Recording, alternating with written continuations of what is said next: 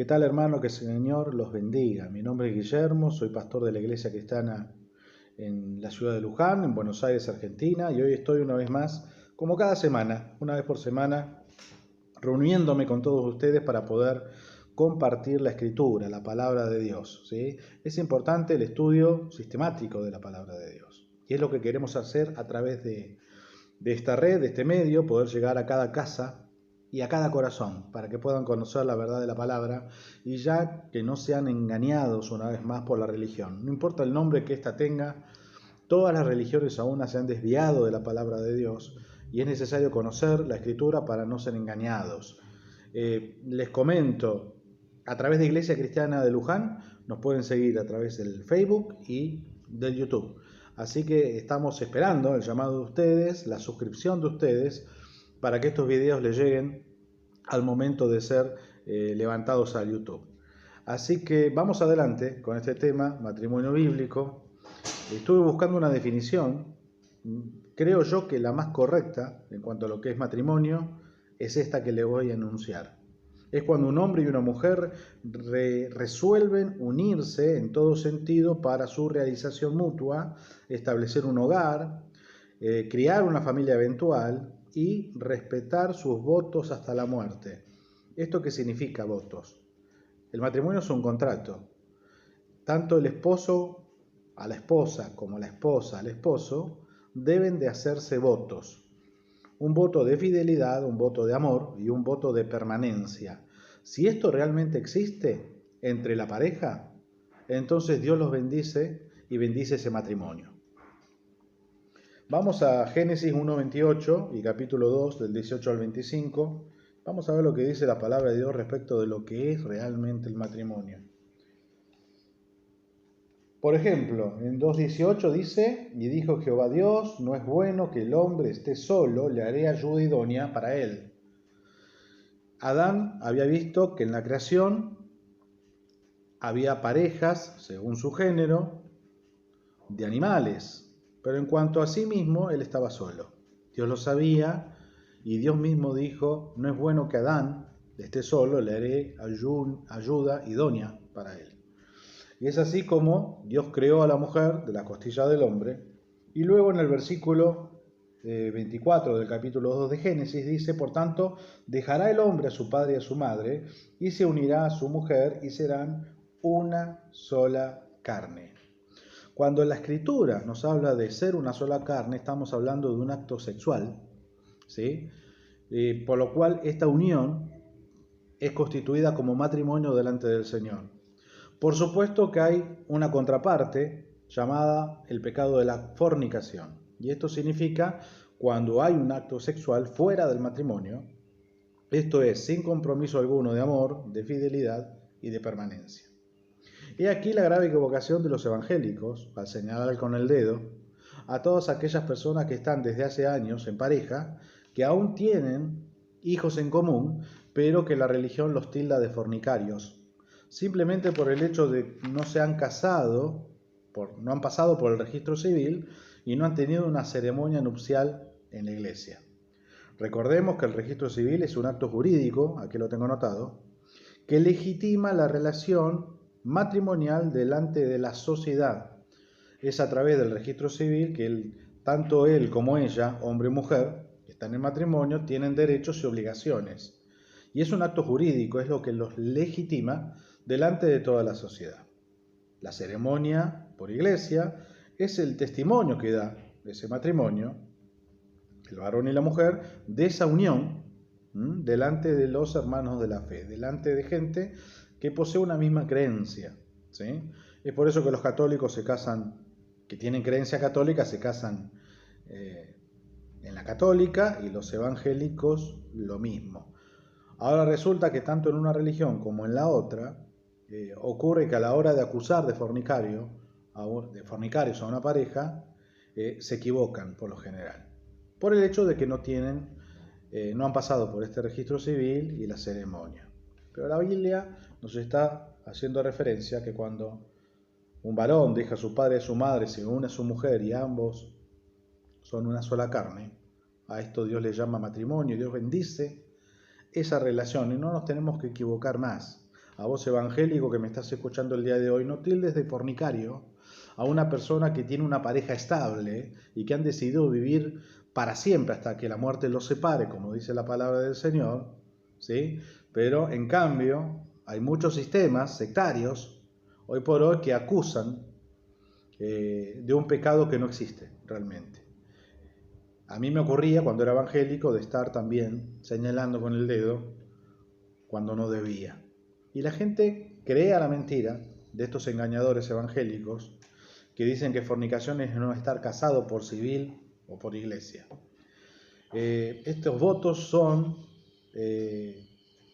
votos que se hacen entre el hombre y la mujer, sin que haya nada de por medio.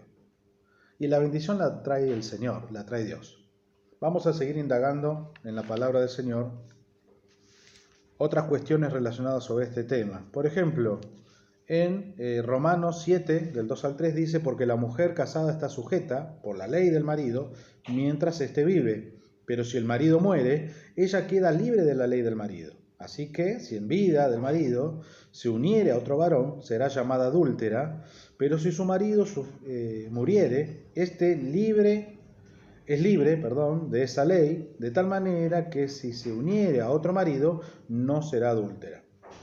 Amén. ¿Qué significa todo esto? Significa de que el matrimonio va a estar vigente hasta la muerte de uno de los dos cónyuges. Cuando la mujer enviuda de su marido, ella queda libre para luego volver a casarse si así lo deseare. ¿Sí? Luego la palabra de Dios va más allá y dice: si es que es en el Señor, porque no tenemos los creyentes verdaderos, los verdaderos discípulos de Cristo, ¿por qué tener que ir a buscar pareja en el mundo y asociarnos y hacer yugo desigual con los incrédulos? Entonces estas cosas las tenemos que considerar antes de determinar, de decidir a quién me estoy acercando para que pueda en un futuro próximo esa mujer ser mi esposa, y en el caso de la mujer, ella estar buscando un esposo en un lugar que no va a ser correcto. La intención es que haya un yugo que sea igual en ambas partes, que ambos crean lo mismo, tengan una misma fe y que el Señor Jesús esté en medio de ese matrimonio. Esto lo digo para después, porque después si no acarrea dolores de cabeza, roces, choques en el matrimonio, porque no tienen objetivos en común, metas en común y demás. Y el tema de la fe no tiene que actuar en el matrimonio como de tal manera que los separe. También hay especificaciones en la Biblia que dice que la mujer creyente no tiene por qué separarse de su marido incrédulo. Pero ya vamos a ir de a poco, vamos de a poquito. Primera de Corintios, quiero ir con ustedes y compartir en capítulo 7, versículo 39, el cual dice: la mujer casada está ligada por la ley mientras su marido vive. Esto es, mientras su marido vive. Pero si su marido muriere, libre es para casarse con quien quiera, con tal que sea en el Señor. Amén. Aquí la palabra está aclarando un poquito lo que yo estaba comentándoles recién. El decirles que ella es libre en el momento de la defunción del marido, pero que ella, si se casa, que debiera de casarse con alguien que sea del Señor, no en el mundo de los incrédulos. Tenemos que entender esto, tenemos que entender que la pareja que nosotros escogimos, hemos elegido, es para siempre. Y yo creo que cualquier mujer en su sano juicio, o cualquier varón en su sano juicio, va a querer elegir correctamente, porque luego es para toda la vida, hasta que la muerte los separe. También dice la Biblia que el hombre no separe lo que Dios ha unido. Dios va en contra de esta cuestión del divorcio. Y si hay carta de divorcio por este tiempo, esto se debió a la dureza del corazón de los judíos en aquel tiempo, porque en principio no fue así, es lo que dice la palabra. ¿Sí? También en capítulo 7, versículos 2 y 3 dice: pero a causa de las fornicaciones, vamos desde el versículo 1, en cuanto a las cosas que me escribiste, bueno le sería al hombre no tocar mujer, pero a causa de las fornicaciones, cada uno tenga su propia mujer, y cada uno tenga su propio marido, Y el marido cumpla con la mujer el deber conyugal y asimismo la mujer con el marido. La mujer no tiene potestad sobre su propio cuerpo sino el marido. Ni tampoco tiene el marido potestad sobre su propio cuerpo sino la mujer. No os neguéis el uno al otro, a no ser por algún tiempo de mutuo consentimiento para ocuparos sosegadamente en la oración y volved a juntaros en uno, para que no os tiente Satanás a causa de vuestra incontinencia. Qué grandes consejos que el Señor nos da a través de su palabra. Él entiende, el Señor, que la inmensa mayoría no tiene abstinencia y que conviene estar casado a estar quemándose en el fuego del infierno. Esto lo dijo el apóstol Pablo. Entonces es importante considerar estas cosas, ¿sí? Como por ejemplo que la mujer no tiene potestad de su cuerpo sino el marido y viceversa. Como por ejemplo también que ambos, los cónyuges, pueden tomar la determinación de estar por un tiempo limitado de abstinencia para ocuparse sosegadamente de la palabra de Dios y de estar en oración con el Señor, ¿sí? Pero luego volver a unirse en uno, esto habla del acto sexual, ¿sí? No sea cosa que Satanás tiente a esta pareja a causa de la incontinencia de ellos. Y todas estas cosas las tenemos que anotar en nuestra agenda personal, hermano, porque no podemos ser oidores olvidadizos de esto. Si se trata de la salud matrimonial, tenemos que considerar la palabra de Dios y qué es lo que ella dice. También nos enseña la Escritura que vamos a, del 7 al 1 al 5, lo hemos leído recién. Dice, por causa de las fornicaciones. En este pasaje, 1 Corintios capítulo 7, del 1 al 5. Y cuando nos remitimos a la fornicación, estamos hablando de ese acto sexual, sin compromiso alguno, de amor, de fidelidad y de permanencia. De manera que si vos estás en una relación ocasional, o buscando y probando, como hacen los incrédulos en este tiempo, esto no procede de un verdadero corazón convertido al Señor Jesús.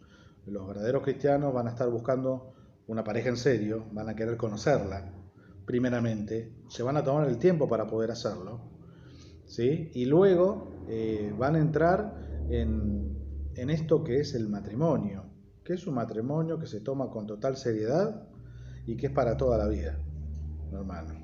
Yo sé que un verdadero cristiano no va a estar jugando con esto del matrimonio. Yo sé que no va a estar jugando con el pecado de la fornicación. Me refiero a los verdaderos cristianos, ¿sí? Y también sé que este ministerio no va a estar señalando con el dedo a aquellas personas que hace años que están en pareja y se los va a tildar de fornicarios como hacen los evangélicos. Lo cual es una blasfemia, es no entender la palabra del Señor.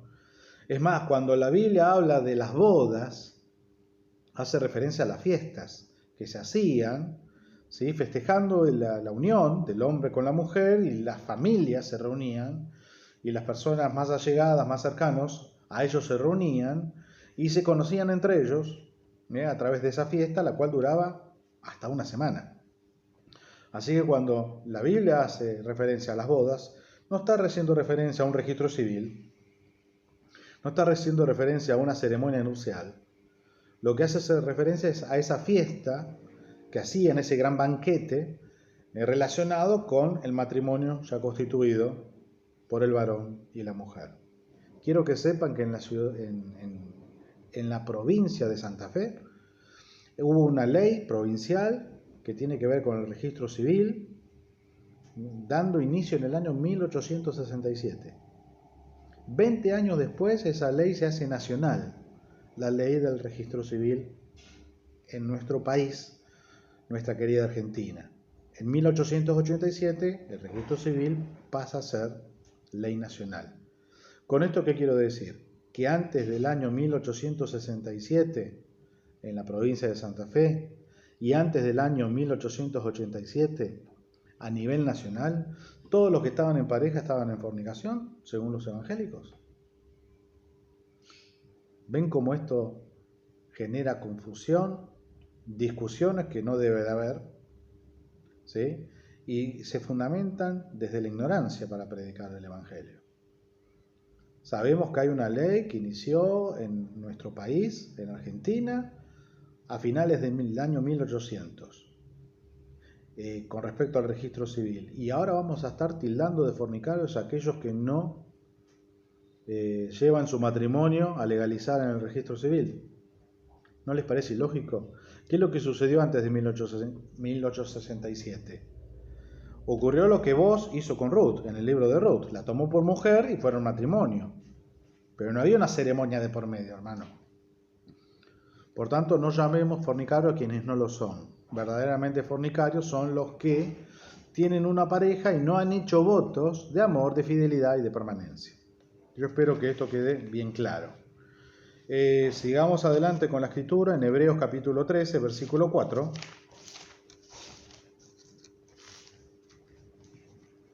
En el versículo 4 dice: honrosos sean todos el matrimonio y el lecho sin mancilla, pero a los fornicarios y a los adúlteros los juzgará Dios.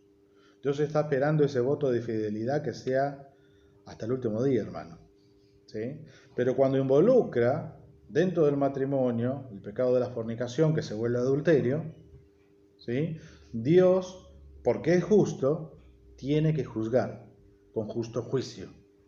¿Sí? El tema de juzgar con justo juicio va a pasar a ser lo siguiente que vamos a estar predicando a través de YouTube. Y he invitado a hermanos del ministerio para que puedan compartir conmigo y debatir, charlar y profundizar sobre el tema del juzgar a través de la cámara, para que ustedes también puedan ser partícipes.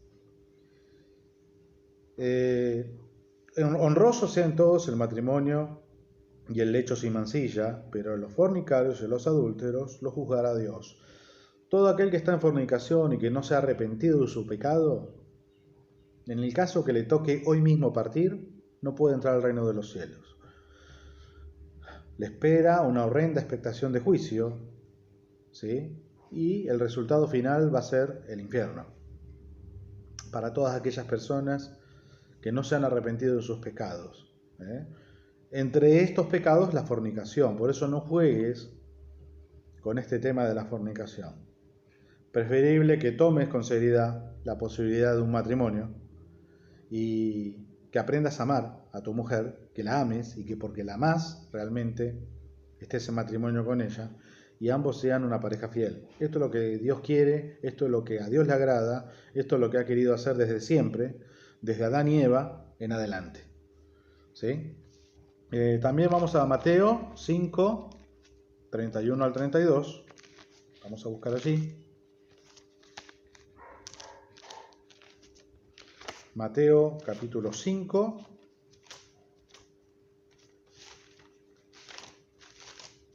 Del 31 al 32. La palabra allí dice: también fue dicho, cualquiera que repudie a su mujer, dele carta de divorcio. Pero yo os digo que el que repudia a su mujer, a no ser por causa de fornicación, hace que ella adultere, y el que se casa con la repudiada comete adulterio. Amén. Jesús es quien está hablando en relación al divorcio. Y aquí dice que el que repudia a su mujer, dele carta de divorcio. Pero yo os digo que el que repudia a su mujer, a no ser por causa de fornicación, está la cláusula, hermano, ¿sí? No nos podemos separar y dar carta de divorcio por cualquier cosa, a la manera de la ley de los seres humanos. Estamos bajo la ley de Dios, y la ley de Dios dice que solo te es lícito separarte de tu mujer si ella te es infiel. Lo mismo vos, mujer, solo te es lícito separarte de tu marido si él te es infiel. De todas maneras, Dios siempre va a querer la restauración de la pareja, del matrimonio, en el caso que se incurriera en la infidelidad. La diferencia entre fornicación y adulterio implica este acto sexual fuera del matrimonio, en el caso de la fornicación, pero en el adulterio es cuando interviene alguien que ya está casado, alguien que ya está en matrimonio. ¿Sí? Eso es bueno también aclararlo y considerarlo, tenerlo en cuenta. De manera que es claro, si uno de los dos está en fornicación, hay una tercera persona en cuestión, ¿sí? la que es víctima de esa situación puede procurar el divorcio del matrimonio y es libre para rehacer su vida una vez más. ¿Sí? Cuidado, porque el que fue adúltero tendrá que arrepentirse realmente de todo su corazón y queda en las manos del Señor. Entonces el arrepentimiento tiene que ser genuino. Cualquier tipo de arrepentimiento que tengamos ha de ser genuino, si no, no es arrepentimiento. Y sin arrepentimiento no hay salvación. Por eso no podemos jugar con el pecado, hermano. En 1 Corintios capítulo 7, volvemos a 1 de Corintios.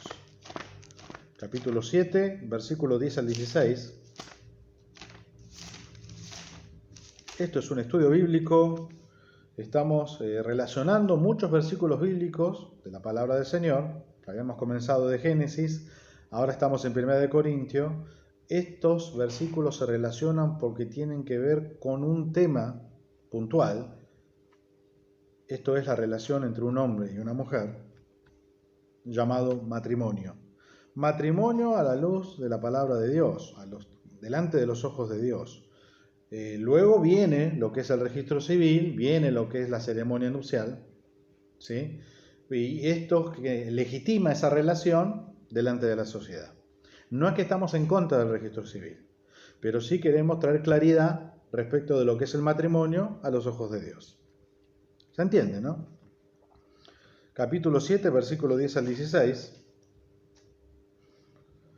Dice: pero a los que están unidos en matrimonio mando no yo, sino el Señor, que la mujer no se separe del marido, y si se separa, quédese sin casar, o reconcíliese con su marido. ¿Se acuerda que yo decía que siempre Dios va a querer que se restaure el matrimonio? Bueno, esto es lo que ocurre aquí en la palabra, lo que dice. Y si una mujer tiene marido que no sea creyente y él consiente en vivir con ella, no lo abandone, porque el marido incrédulo es santificado en la mujer incrédula en el marido, pues de otra manera vuestros hijos serían inmundos mientras que ahora son santos. Pero si el incrédulo se separa, sepárese, porque no está el hermano o la hermana sujeto a servidumbre en semejante caso, sino que a paz no llamó Dios. Porque ¿qué sabes tú, oh mujer, si quizá harás salvo a tu marido? ¿O qué sabes tú, oh marido, si quizás harás salva a tu mujer? ¿Amén? Hasta ahí vamos a leer. Esto es hasta el versículo 16. Y voy a explicar un poquito lo que ocurre en los ministerios. A veces vienen parejas que en lo espiritual son desparejas. ¿A qué me refiero? Tal vez el varón es católico, la mujer es cristiana, o profesan otra religión, no tienen la misma fe, ¿sí? ¿Y qué es lo que sucede con el ministerio cuando recibe un matrimonio de esa clase? Porque los hay, porque hay mujeres que son incrédulas, que están casadas o en matrimonio con maridos creyentes y viceversa. Bueno, aquí aconseja la palabra del Señor que el creyente no se debe de separar de su pareja no creyente por el hecho de que no sea creyente. ¿Ok? Pero si el no creyente decide separarse de su cónyuge porque ha determinado ser un discípulo de Cristo, el no creyente lo puede hacer y puede separarse y tiene libertad, porque a paz nos llamó el Señor. Esto es lo que dice la Escritura aquí, ¿sí? Pero no debemos de separar un matrimonio porque sean de fe diferente. ¿Qué sabes tú, oh mujer, que sos creyente, si no vas a santificar a tu marido, como dice aquí la palabra? Tal vez por tu testimonio y por tu predicación, él también se convierta a la verdadera fe cristiana, será un verdadero cristiano, ¿sí? Y tal vez hasta tenga dones y ministerios. Claros consejos de la palabra de Dios para tener en cuenta, que nos ayudan a determinar, a decidir lo que es correcto, lo que es bueno para nosotros. Solamente que muchas veces pasionalmente tomamos determinaciones que son malas y erróneas para nuestra vida, ¿sí? Y eso muchas veces se paga, lamentablemente, ¿sí? Y aún pagan las consecuencias nuestros hijos. Tengamos cuidado con esto. Seamos cuidadores de nuestros hijos también, a la hora de elegir a una pareja. ¿sí? Si vos creyente vas a elegir una pareja, ya tenés hijos, enviudaste. Estoy dando un ejemplo. Fíjate la clase de varón o la clase de mujer que vas a estar trayendo a tu casa. Y Dios nos aconseja por su palabra que seamos decorosos a la hora de elegir y que si es posible sea en el Señor. Dice la Escritura literalmente con tal que sea en el Señor. Nos referimos a un cónyuge que pertenezca a la misma fe, hermano y hermana querida. Muy bien, hemos desenmascarado los evangélicos con el tema de matrimonio, aquellos que llaman fornicarios a quienes no lo son. También podemos desenmascarar la falsa doctrina católica que habla de la imposición del celibato a un ministro, ¿sí? A un cura, como ellos lo llaman, donde la institución, como secta que es la católica, se encarga de imponer, porque esto no es voluntario para nada, sino se trata de una imposición del celibato. ¿Qué significa celibato? Es quedarse soltero. Esto no tener relación alguna con una mujer, en el caso de los curas, ¿sí? Y estar toda su vida glorificando a Dios y sirviendo al Señor. Esto sería fantástico, hermano. Lo digo a la luz de la palabra. Si no fuera impuesto. Si esto realmente fuera voluntario y la persona realmente quiere quedarse soltera para poder servir al Señor, al 100% hágalo. Porque el matrimonio implica la responsabilidad que amerita, que es la esposa, son los hijos, es la economía. Hay un montón de cosas sobre la cual nos tenemos que hacer cargo los maridos, los esposos, ¿sí? Y las esposas también. Pero si es voluntario el quedarse soltero, hágalo, no hay ningún problema. Está el tema de la abstinencia, ¿sí? Y es por eso que, por ejemplo, los evangélicos, los pastores se casan, tienen sus hijos, ¿sí? Y atendiendo de una mejor manera lo que dice la Escritura. Pero el celibato impuesto no existe en la palabra de Dios. Vamos a 1 de Timoteo 3:2.